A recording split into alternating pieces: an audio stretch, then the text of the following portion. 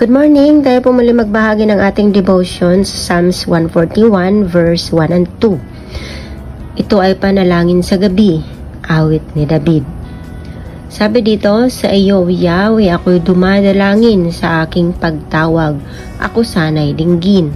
Ang aking dalangin sana'y tanggapin mo. Masarap na samyong handog na insenso. Itong pagtaas ng mga kamay ko. Purihin ng Diyos sa pagkakabasa ng kanyang mga salita. Makikita natin dito na ang pagtaas ng kamay ay katumbas ng para ka na rin naghandog, no?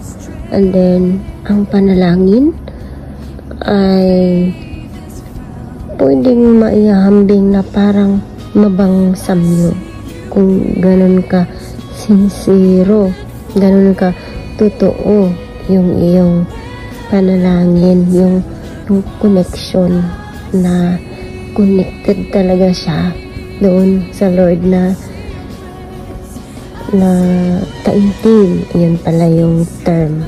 Prayer is powerful, and also ang constant prayer is a good communication to the Lord. Yung dalangin ni Haring David na dinggin ng kanyang sinserong panalangin na makaiwas sa temptation, makaiwas sa mga kasalanan, pagkakasala. So, ganun din tayo, no? Ipanalangin din natin na huwag tayo matukso sa kahit ano man pong pinapadalang tukso o ikatitisod ng kaaway sa atin. Sana malampasan. Yan po, no?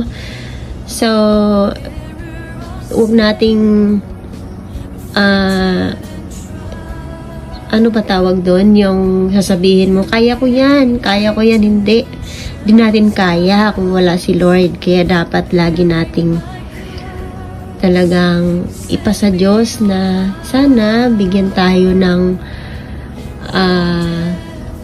kalakasan na ma-avoid yung mga hindi magaganda para makaiwas tayo doon sa pagkakasala.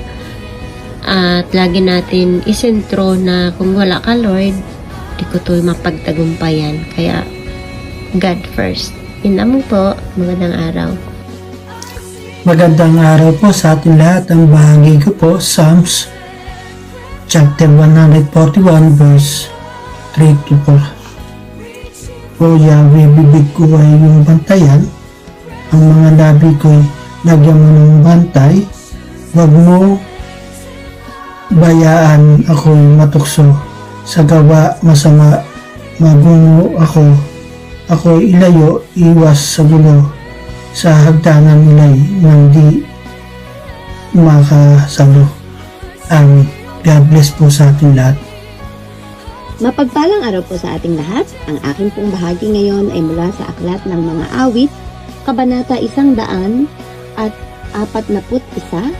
talata 5 hanggang 6. Pagkat may pag-ibig, ang mabuting tao pwedeng magparusa't pagwikaan ako.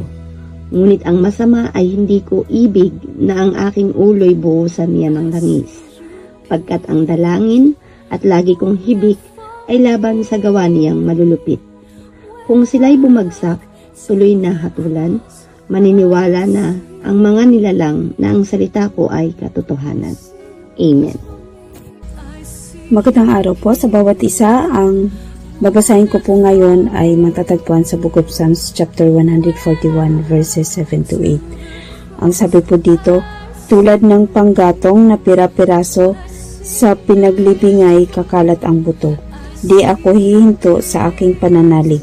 Ang pag-iingat mo'y aking ninanais. Amen.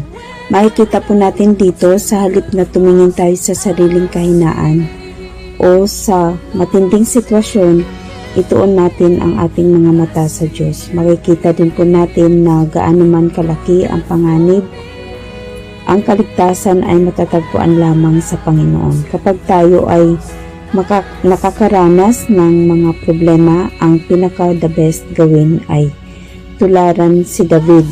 Kailangan natin ituon ang ating paningin at pagtitiwala sa Diyos. Amen.